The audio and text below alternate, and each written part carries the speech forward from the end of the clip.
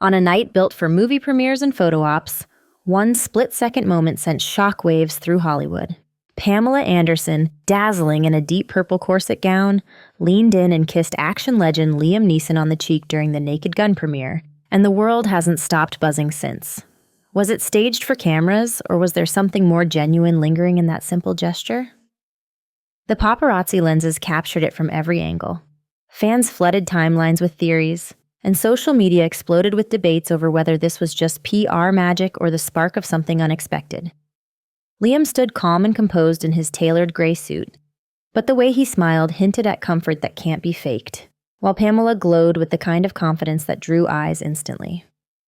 Within hours, headlines declared them Hollywood's newest "it" couple, and commentators dug into every frame of their body language, analyzing the way their eyes met and how their laughter seemed too natural to script. But beneath the glitz of the red carpet and the frenzy of viral speculation lies a story much deeper. Because this kiss wasn't just a stunt, it opened the door to a narrative about healing, connection, and survival, one that reveals far more than a fleeting Hollywood moment. While the kiss became the headline, what kept the story alive was the undeniable chemistry Pamela and Liam shared in the days and weeks surrounding the event. In interviews, their exchanges seemed effortless. Pamela teasing with charm, Liam responding with warmth rarely seen since his most difficult years, and both offering compliments that didn't sound like rehearsed press lines. Liam openly described Pamela as wonderful and terrific, while she referred to him as a gentleman, the kind of words that carried sincerity rather than strategy. Footage from promotional tours captured them sharing quiet laughter, leaning toward each other in moments off script, and exchanging looks that suggested genuine comfort. Fans noticed it instantly, dissecting every gesture as proof that what they were seeing was real. Social media debates raged. Was this simply co-star chemistry crafted to promote a movie? Or a slow-burn bond unfolding in front of millions? Pamela herself poured gasoline on the fire by admitting Liam felt like a friend for life, a phrase simple enough but heavy with subtext. To casual viewers, it was a throwaway comment. To fans already captivated by the kiss, it sounded like confirmation of something deeper. And if Liam's ease hinted at newfound joy, it mattered because of the grief he had carried silently for so long. For more than a decade, Liam Neeson's personal life had been defined by loss. In 2009, his wife, Natasha Richardson, passed away after a tragic skiing accident, leaving him to raise their two sons while retreating from any public conversations about romance. The stoic exterior that audiences loved on screen became a shield in his real life, a way to keep grief private while he immersed himself in work. Interviews showed glimpses of a man still carrying deep sorrow, polite but never quite fully present. Someone surviving rather than living.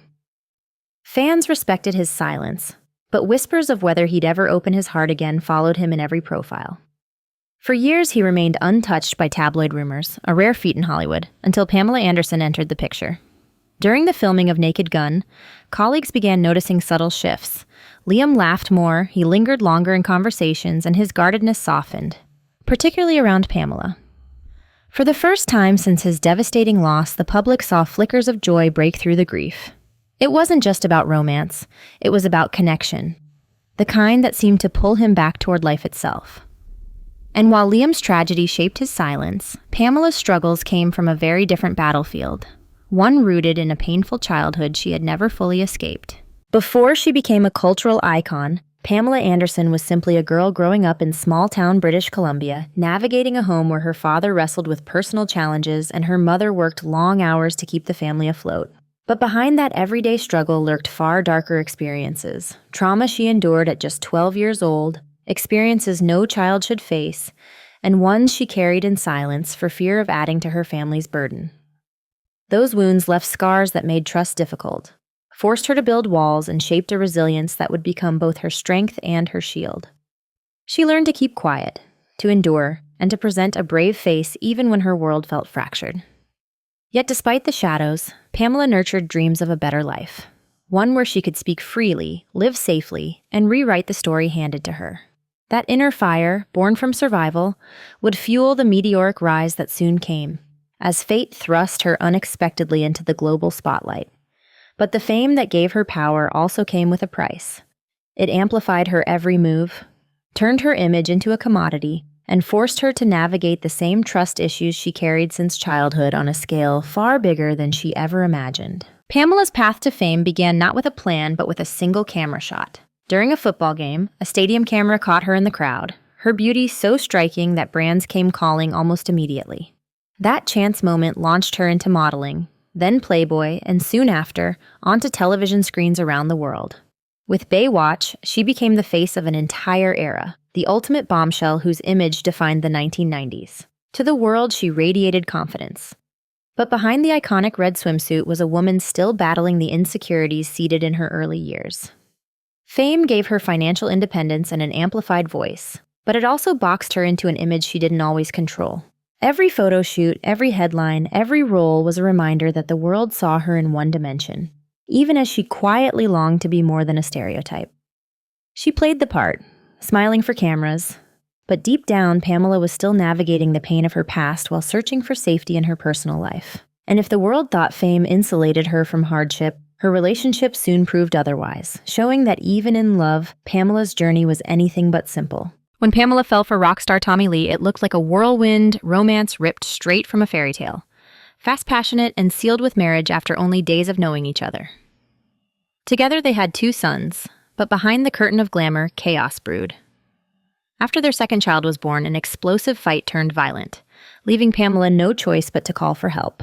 Tommy was arrested, the marriage collapsed, and Pamela, though still in love, had to prioritize her children's safety. What followed were years of failed attempts at love, a short marriage to Kid Rock, annulments and remarriages with Rick Salomon, and even a hopeful union with her bodyguard Dan Hayhurst that ended as quickly as it began.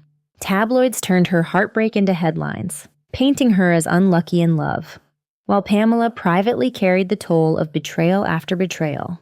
Each romance left scars instead of security, yet she never stopped hoping for the stability she craved. These cycles of chaos reinforced her strength, but also fueled the media's obsession, making her personal life as public as her career. And just when she thought she had escaped those narratives, Hollywood itself dragged her past into the spotlight once again. In 2022, Hulu released Pam and Tommy, a dramatized retelling of Pamela's marriage and the infamous stolen tape that haunted her for decades. The series aired without her involvement or approval, reopening old wounds she had fought hard to heal. For viewers, it was entertainment. For Pamela, it was trauma relived, a violation that echoed the pain she felt when the tape was first stolen. But this time, Pamela refused to be voiceless.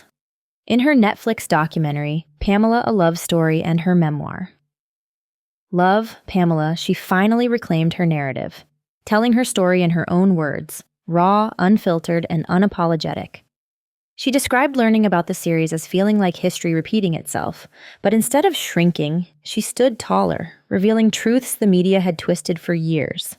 For decades, Pamela had been defined by headlines and other people's versions of her life, but with these projects, she took control back completely. No longer a passive subject of speculation, she became the author of her own story. And while critics debated her revelations, one thing was clear: Pamela Anderson had found her voice, and this time nobody could take it away.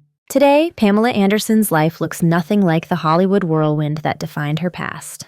Living in her childhood home on Vancouver Island, she has embraced a quieter, simpler existence surrounded by her dogs, her art, and her garden.